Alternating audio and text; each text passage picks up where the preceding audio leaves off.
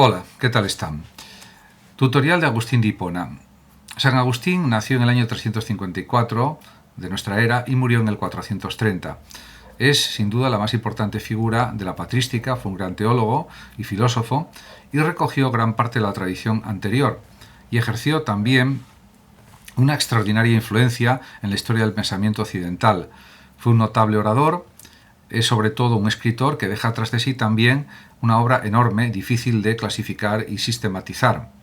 Con frecuencia, su pensamiento es dinámico, es cambiante, es fluctuante.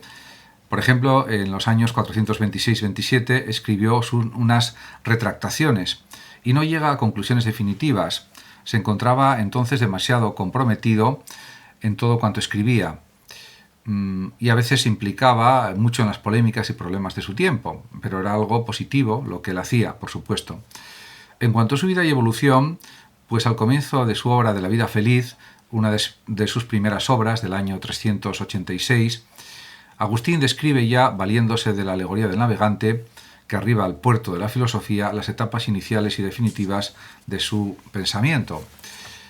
Ciertamente, él tuvo una etapa maniquea que duró aproximadamente unos 9 años, y también una etapa escéptica.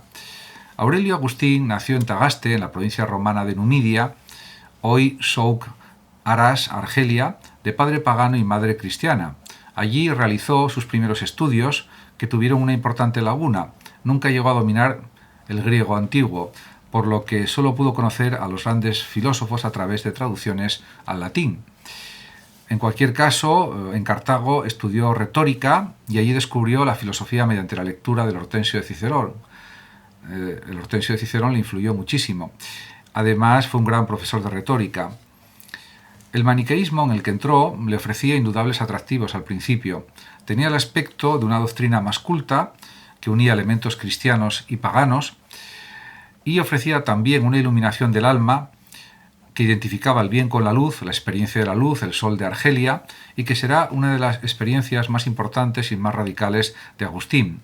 Además, a una mente inquieta como la suya, un espíritu como el suyo, atormentado también por la lucha moral, le ofrecía además una respuesta al problema del mal. Escribe Agustín: me parecía que no éramos nosotros los que percibíamos, sino que era un no sé qué naturaleza extraña la que pecaba en nosotros. Realmente, efectivamente, esto lo dicen las confesiones. No éramos nosotros los que pecábamos, sino que era algo extraño que estaba en nuestra naturaleza que pecaba en nosotros, en efecto. Por lo demás, hay que decir que el dualismo maniqueo era cerradamente materialista.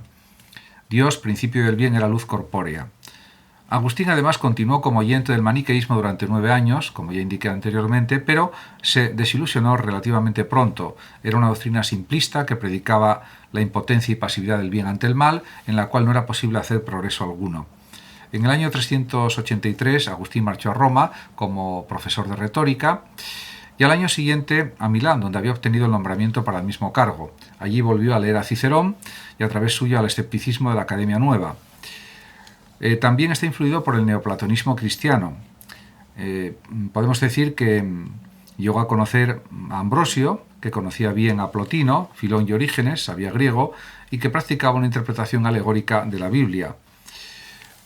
Podemos decir que también conoció Agustín los escritos de Plotino, traducidos por Mario Victorino, filósofo neoplatónico convertido al cristianismo en el año 363 aproximadamente. En ellos descubrió algo nuevo, la concepción de Dios y el alma como realidades inmateriales. Casi todos los filósofos antiguos habían sido materialistas, menos Platón y los neoplatónicos.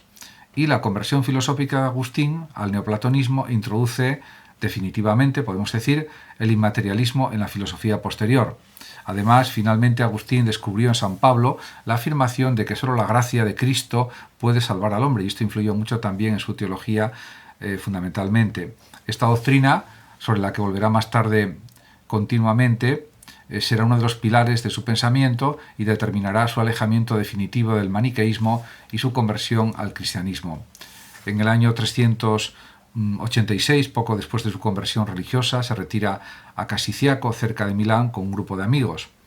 De las conversaciones de entonces proceden sus primeras obras filosóficas contra los académicos, sobre la vida feliz, sobre el orden las tres del año 386 y los soliloquios del año 387.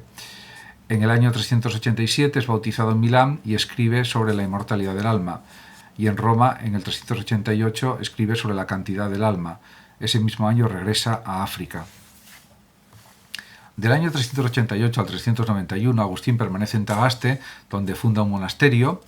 En el 391 se traslada a Hipona, también en Numidia, donde será consagrado obispo en el año 396. Allí morirá en el 430, poco antes de que la ciudad fuera tomada e incendiada por los vándalos. Una sentencia de Plotino le consoló del hundimiento del imperio. No es grande el hombre que se asombra del derrumbamiento de los muros y de la muerte de los mortales. El desastre del imperio le sugiere su obra más amplia, La ciudad de Dios, escrita entre el año 413 y 426. Escribe también Agustín un tratado sobre la Trinidad, desde el año 400 al año 416, una de las cumbres de la teología cristiana occidental, y otras muchas obras de la misma índole. Su libro autobiográfico Las Confesiones, obra maestra del análisis autobiográfico, es del año 400 aproximadamente. Además, también Agustín dedicó una actividad constante y continua, diríamos, en relación con la lucha contra las herejías. Y esto, pues, también reafirmó su carácter polemista. De hecho, su espíritu polémico le impide comprender del todo a sus oponentes. El antiguo profesor de retórica despliega una dialéctica brillante y también se deleitaba en los juegos de palabras y desarrolla su propio pensamiento al mismo tiempo que combate a sus enemigos. Escribe así tratados contra los maniqueos, contra los donatistas y los pelagianos, por ejemplo. Podemos decir que la filosofía de Agustín de Hipona es una continua búsqueda, podemos decir, con seguridad, hacia lo más interior de sí mismo y hacia lo más elevado de la realidad. Dice él mismo, escribe Agustín, quiero conocer a Dios y el alma. En cuanto a la búsqueda interior, podemos decir que el pensamiento de Agustín busca la verdad y ha de comenzar por la evidencia de sí mismo. Es así como se puede superar la duda de los escépticos, y en la autoconciencia Agustín también encuentra un punto de partida irrebatible o irrefutable. La búsqueda, podemos decir que en Agustín va de lo exterior, las cosas, a lo interior, el alma. En este sentido, en ella se realiza el descubrimiento de verdades, reglas o razones eternas, que nos permiten juzgar sobre todas las cosas sensibles. Aquí se nota la influencia del platonismo. También, pues él habla, Agustín, de una iluminación divina que también influye en su pensamiento, y tampoco es fácil comprender cómo concibe Agustín esa iluminación divina en el alma. Se inspira sin duda en Platón, la idea de bien como sol del mundo inteligible, en las imágenes neoplatónicas de la luz y también en la afirmación del Evangelio de San Juan. El verbo logos es la luz verdadera que ilumina a todo hombre que viene a este mundo. Agustín presupone, pues, el concepto también platónico de participación. En cuanto a la razón y la fe, para Agustín, si Dios es la verdad y de su iluminación procede el conocimiento de toda verdad parcial, se comprende que para Agustín no pueda establecerse una distinción muy neta entre la razón y la fe. Por supuesto, para él la fe es la guía más segura, hay que creer lo que Dios revela para llegar a comprender. En este sentido, él también reconoce que la fe no es ni puede ser algo irracional, como en cambio señalaba Tertuliano. No está reñida con la razón ni se cierra sobre sí misma, busca la inteligencia en la fe. En cuanto a Dios y la creación del mundo, podemos decir que la luz divina es excesiva para el entendimiento humano. El Dios presente en el alma será o es incomprensible e inefable, lo cual no quiere decir que no podamos saber nada de él, al menos de un modo negativo. Dios, por tanto, debe ser inmutable. Y esto para él está como algo definido como algo muy claro. En cuanto podemos decir al hombre, Agustín se muestra un tanto fluctuante. Por ejemplo, pues aborda esta cuestión desde el punto de vista filosófico del dualismo platónico. Y dice Agustín: el hombre es un alma racional que se sirve de un cuerpo mortal y terreno. Para él, para Agustín, el alma es inmortal y simple, inmaterial, espiritual. Es en ella donde ve Agustín la imagen de la Trinidad. Muchas gracias a todos por su atención, saludos como siempre a los oyentes de Radio Sofando y hasta siempre.